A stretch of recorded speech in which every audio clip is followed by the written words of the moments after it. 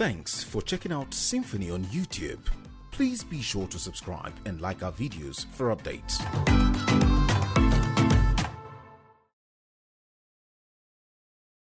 Ibarapaland is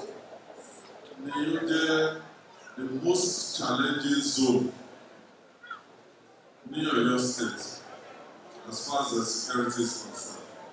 Everything people mo sùn sí Igbora, a lọ sí Igangan, a ṣe meeting.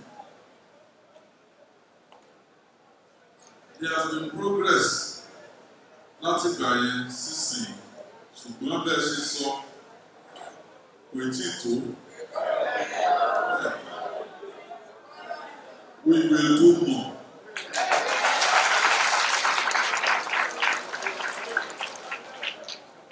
As friends in security, between the last time Timowa at Insane at the set of base operation boss DB, and we are in the process of recruiting more Amotekun personnel.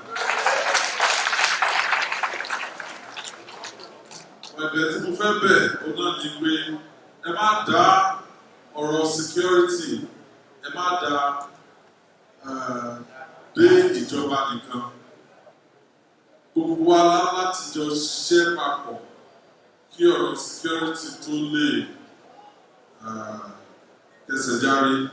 So mo fẹ́ bẹ̀rẹ̀ ni inú mi dùn pé mo get feedback látọ̀dọ̀ yín and it's not censored. Mi ò mọ àwọn tí wọ́n fẹ́ pè síbí, mi ò sọ pé ẹ tó bá náwó ẹ̀ sókè kọ́ máa pè é. So that is the only way.